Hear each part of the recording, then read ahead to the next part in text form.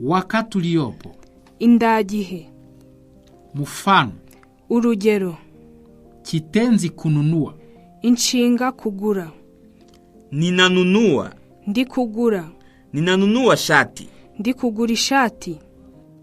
Sinunui. Sindi kugura. Sinunui miwani ya jua. Sindi kugura mataratara. Ninanunua mwavuli. Ndi kugura umutaka. Unanunua. Uri kugura. Unanunua kisu. Uri kugura icyuma. Hununui. Nturi kugura. Hununui sahani. Nturi kugura isahani. Unanunua kanya. Uri kugura ikanya. Ananunua. Ari kugura. Mahame ananunua matunda. Mahame ari kugura matunda. Yeye ananunua matunda. Ari kugura matunda. Hanunui. Ntari kugura. Derira hanunui mboga. Derira ntari kugura imboga. Hanunui mboga. Ntari kugura imboga. Baba yako ananunua nini? Papa wawe ari kugura iki? Tunanunua. Turi kugura. Tunanunua chakula. Turi kugura ibiryo. Hatununui. Ntituri kugura. Hatununui bia. Ntituri kugura inzoga. Tunanunua mbegu. Turi kugura imbuto. Munanunua. Muri kugura. Munanunua kalanga. Muri kugura ubunyobwa. Hamununui. Ntimuri kugura.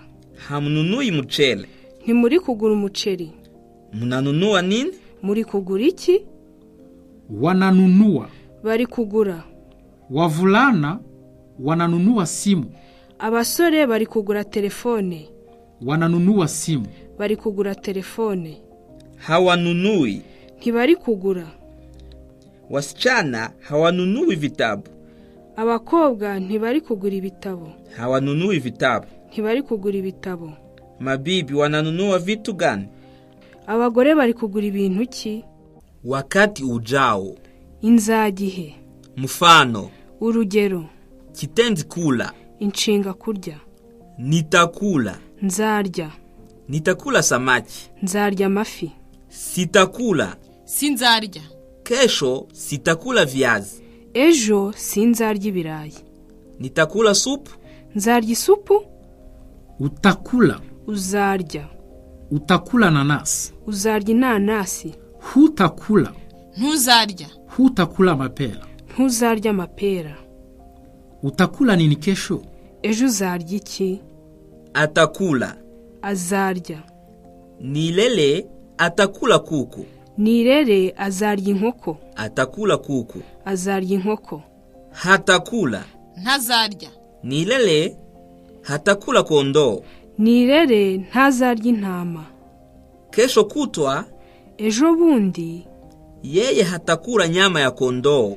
Ntazarya inyama y'intama. Ni nani atakula nyama ya mbuzi? Ese ninde uzarya inyama y'ihene? Tutakula. Tuzarya. Tutakula viazi vikuu. Tuzarya ibikoro.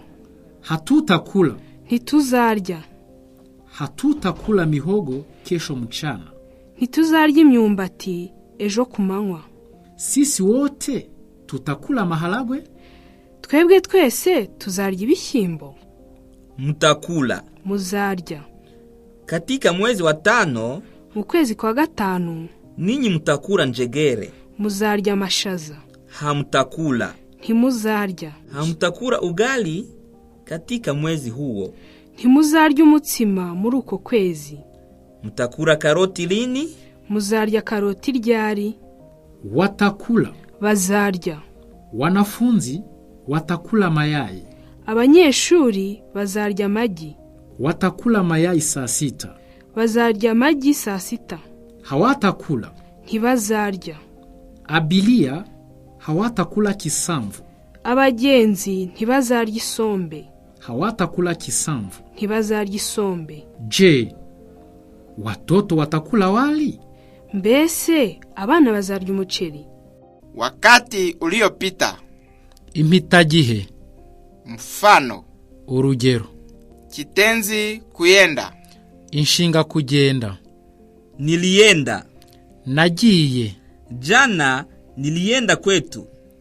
Ejo hashize Nagiye iwacu. Sikuenda. Sinagiye. Sikuenda shuleni. Sinagiye ku ishuri. Nilienda wapi jana?